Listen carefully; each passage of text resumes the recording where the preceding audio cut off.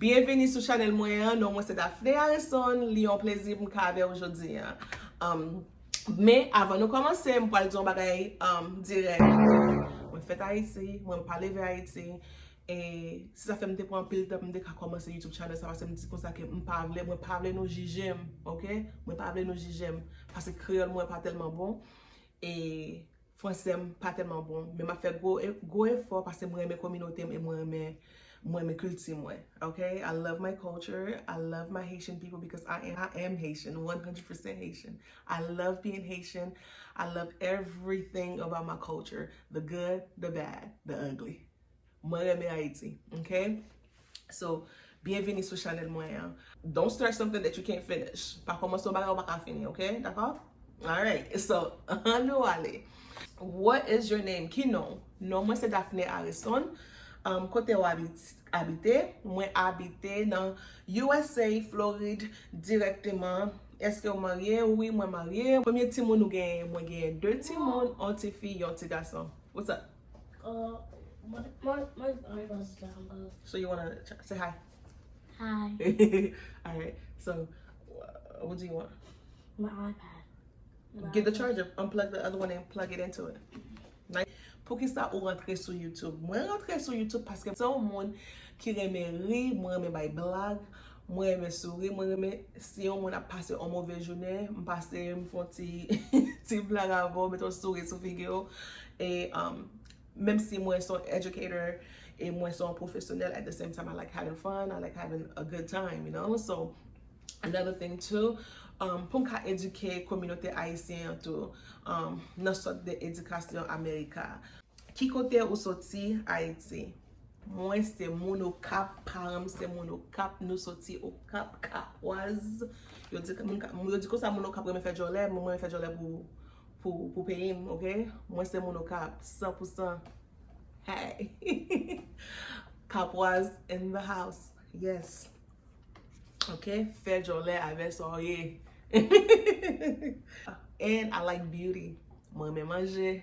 Oh yeah, mwen me manje, mwen me beauty. I like doing my hair and I like going out, I like having a good time. I like spending time with my children. Mwen me pase tan avè petit mwen me celebre vi an, parce que sou nou gade konye la, 2 semaines pase nou wè kote Mika ben li sou sen nan, li just, you know, li fin performe, li apre sa la prale, apre sa wèl tombe, right? You know, qu'est-ce que ça veut dire? Ça veut dire la vie est vraiment courte, right? Li vraiment courte. So, si m'gon opportunité pour m'ka vivre, pour m'ka parler, pour m'ka rire, pour m'ka sourire, pour m'ka dire moun nan, ok, look, ou belle jodi, oui? Oh, passe une bonne journée, oui? Oh, rat sa mette an, rat ta fait ou bien, oui? Oh, anel bon ti boisson bita. Ou kompren? So, ça veut dire, you know, life is short. Let's have fun. You get to know me, I get to know you guys, and let's have a fabulous time, okay? Let's have a fabulous time. Ki kote o kap nou soti? Well, moun maman yo soti lembe. Moun papa yo soti seminaire, okay? Mais, kind of course, nan vil o kap, okay? Vil o kap. Est-ce qu'on reme Haiti? Oui, mwen reme Haiti, mwen reme tout bagay peyi mge plo fwe.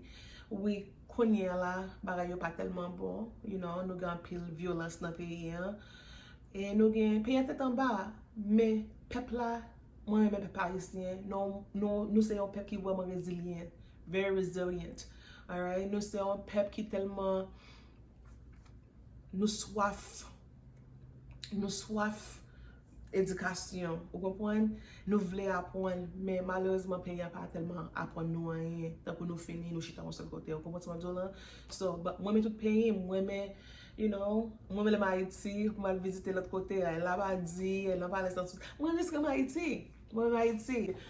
Let me get comfortable, okay? Je vais dire ça. So, excusez-moi, pendant le coronavirus, là, tout le monde, pas rien pour faire.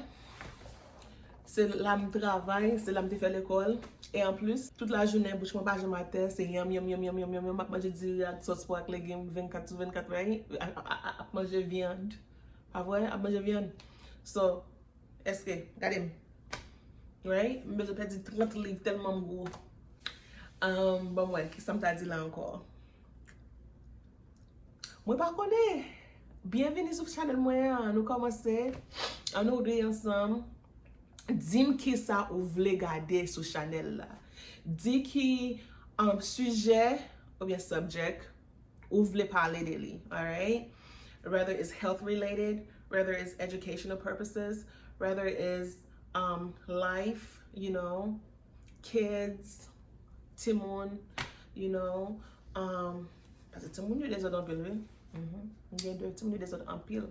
So you tell me what you guys want to talk about, and I'm down. You know, okay. What else do you want to talk about? We'll pas konnen. What else you guys want to talk about? Ma konnen. Fem konnen. Et en plus tout, on a commencé, right? Yeah.